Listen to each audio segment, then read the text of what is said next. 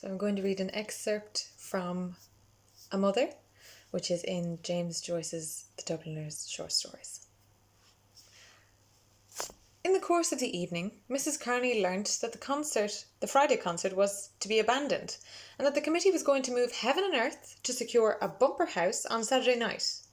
When she heard this, she sought out Mr. Houlihan. She buttonholed him as he was limping out quickly with a glass of lemonade for a young lady, and asked him, was it true? Yes, it was true. But of course, that doesn't alter the contract, she said. The contract was for 4 concerts. Mr. Houlihan seemed to be in a hurry. He advised her to speak to Mr. Fitzpatrick. Miss Carney was now beginning to be alarmed. She called Mr. Fitzpatrick away from his screen and told him that her daughter had signed for 4 contracts and that, of course, according to the terms of the contract, she should receive the sum originally stipulated for, whether the society gave the 4 concerts or not.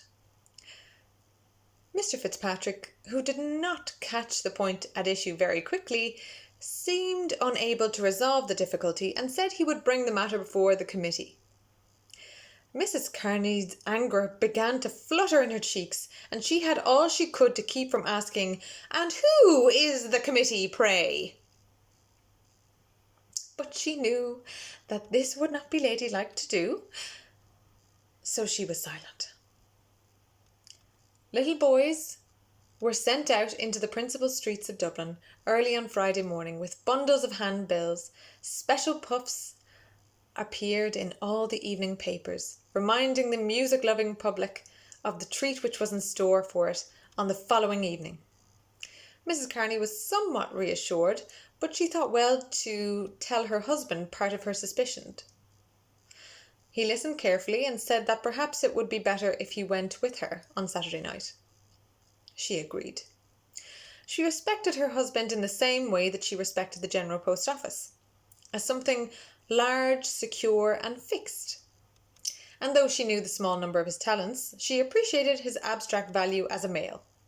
She was glad that he had suggested coming with her. She thought her plans were over. The night of the grand concert came. Mrs. Carney, with her husband and daughter, arrived at the Antient Concert Rooms 3/4 of an hour before the time at which the concert was to begin. By ill luck, it was a rainy evening. Mrs. Carney placed her daughter's clothes and music in charge of her husband and went all over the building looking for Mr. Houlihan or Mr. Fitzpatrick. She could find neither.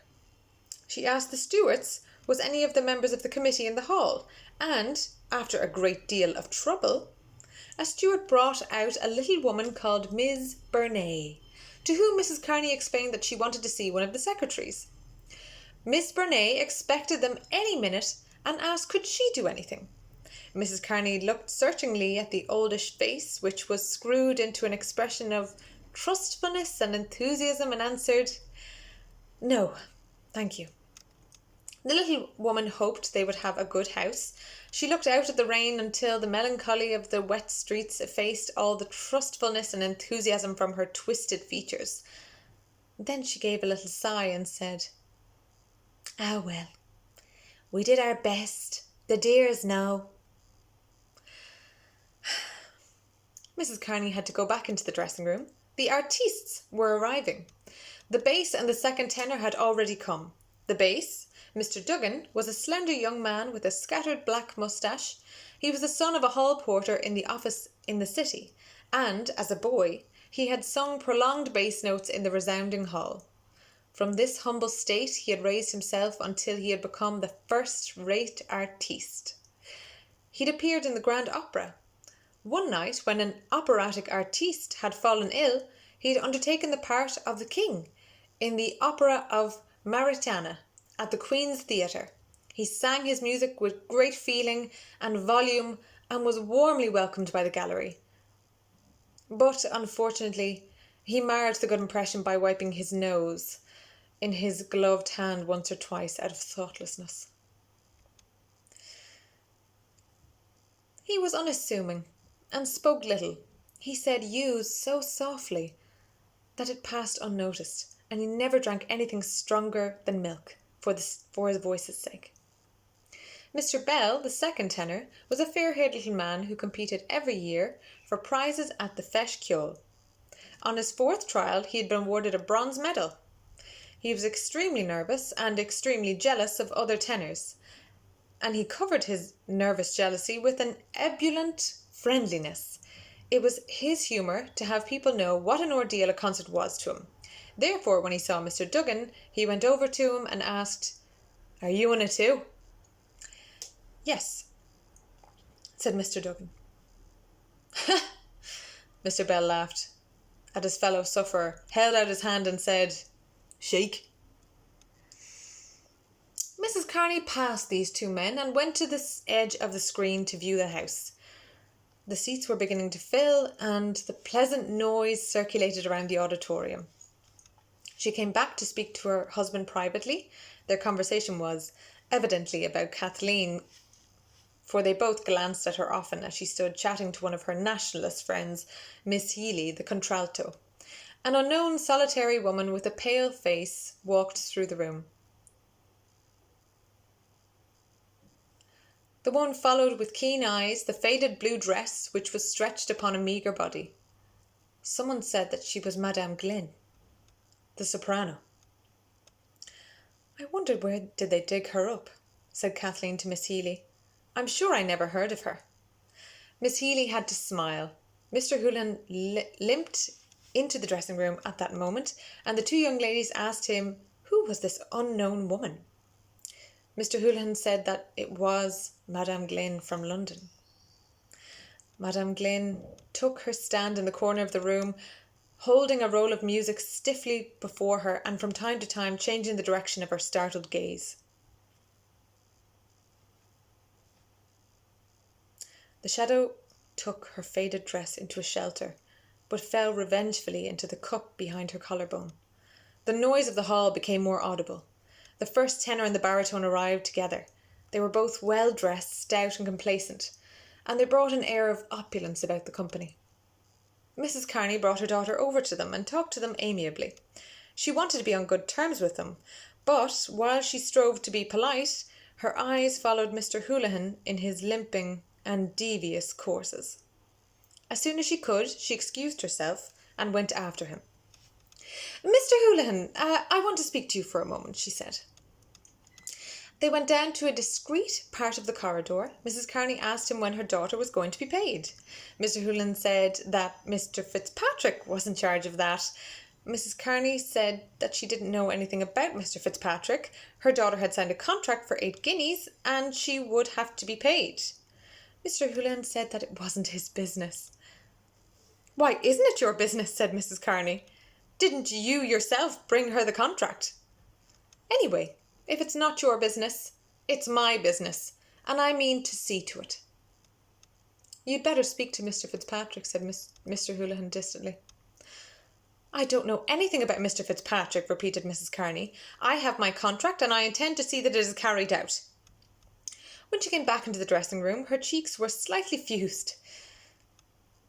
The room was lively. The two men in outdoor dress had taken possession of the fireplace and were chatting familiarly with Miss Healy and the baritone. They were the Freeman men and Mr. O'Madden Burke. The Freeman man had come in to say that he could not wait for the concert, and he had to report the lecture which an American priest was giving in the Mansion House. He said they were to leave the report to him in the Freeman office, and he would see that it went in. He was a grey-haired man with a plausible voice and careful manners. He had an extinguished cigar in his hand, and the aroma of cigar smoke floated near him. He had not intended to stay a moment because concerts and artistes bored him considerably, but he remained, leaning against the mantelpiece. Miss Healy stood in front of him, talking and laughing. He was old enough to suspect one reason for her politeness, but young enough in spirit to turn the moment to account. The warmth and fragrance and colour of her body appealed to his senses. He was pleasantly conscious of the bosom which he saw rise and fall slowly beneath him, rose and fell at that moment for him, and that the laughter and fragrance and wilful glances was his tribute. When he could stay no longer, he took his leave of her regretfully. O'Madden Burke will write the notice," he explained to Mr. Houlihan, "and I'll see it in." "Thank you very much, Mr. Hendrick," said Mr. Houlihan. "You'll see it in, I know. Now, won't you have a little something before you go?" "Oh, I don't mind," said Mr. Hendrick. The two men went along some tortuous passages and up the dark staircase and came to a secluded room where one of the stewards was uncorking bottles for a few gentlemen.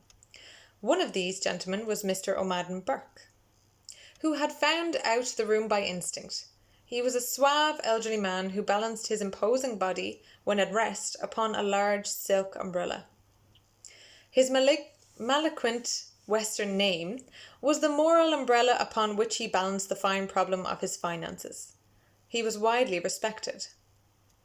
While Mr. Houlihan was entertaining the Freeman man, Mrs. Carney was speaking so animatedly to her husband that he had to ask her to lower her voice. The conversations of the others in the dressing room had become strained. Mr. Bell, the first item, stood ready with his music, but the accompanist made no sign. Evidently something was wrong. Mr. Carney looked straight before him, stroked his beard, while Mrs. Carney spoke into Kathleen's ear with subdued emphasis. From the hall came sounds of encouragement, clapping and stamping of feet. The first tenor and the baritone and Miss Healy stood together, waiting tranquilly. But Mr. Bell's nerves were greatly agitated because he was afraid the audience would think he had come late. Mr. Houlihan and Mr. O'Madden Burke came into the room. In a moment Mr. Houlihan perceived the hush. He went over to Mrs. Carney and spoke with her earnestly. While they were speaking, the noise in the hall grew louder. Mr. Houlihan became very red and excited. He spoke volubly, but Miss Carney said curtly at intervals, "She won't go on. She must get her 8 guineas. Mr. Houlihan pointed desperately towards the hall, where the audience were clapping and stamping, and appealed to Mr. Carney and to Kathleen. But Mr. Carney continued to stroke his beard, and Kathleen looked down, moving the point of her new shoe. It was not her fault. Mrs. Carney repeated, "She won't go on without her money." After a swift struggle of tongues, Mr. Houlihan hobbled out in a haste.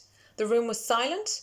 When there was a strain of silences had become somewhat painful, Miss Healy said to the baritone, "Have you seen Mrs. Pat Campbell this week?"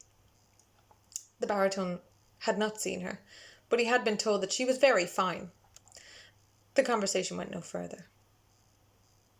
The first tenor bent his head and began to count the links of the gold chain which was extended around his waist, smiling and humming random notes to observe the effect on the frontal sinus.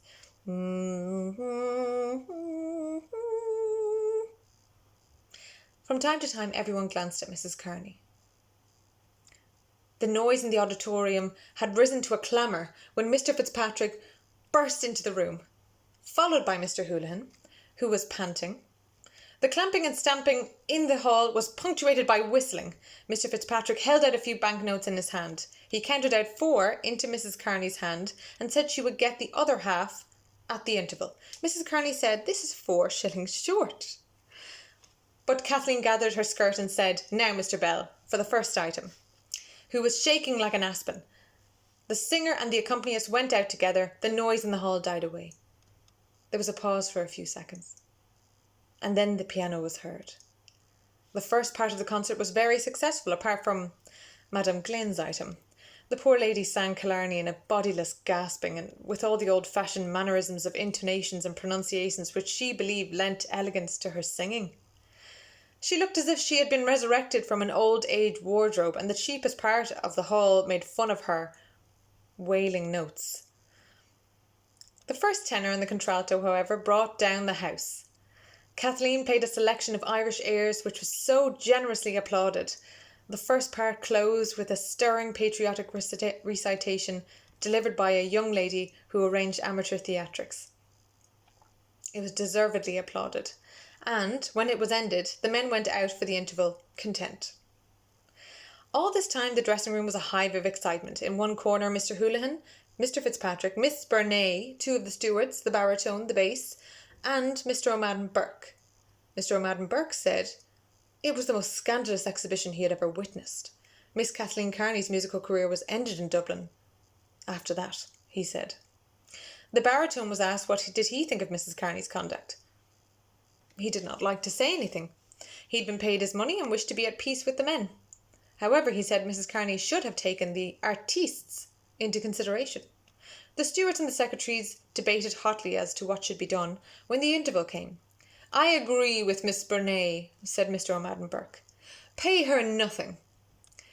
In the corner of the room were Mrs. Carney and her husband, Mr. Bell, Miss Healy, and the young lady who had to recite the patriotic piece. Mrs. Carney said that the committee had treated her scandalously, and she had spared neither trouble nor expense, and this is how she was repaid? They thought they had only a girl to deal with, and that therefore they would ride roughshod over her, but she would show them their mistake. They wouldn't have dared to have treated her like that if she had been a man, and she would see that her daughter would get her rights. She wouldn't be fooled. If they didn't pay her to the last farthing, she would make Dublin ring.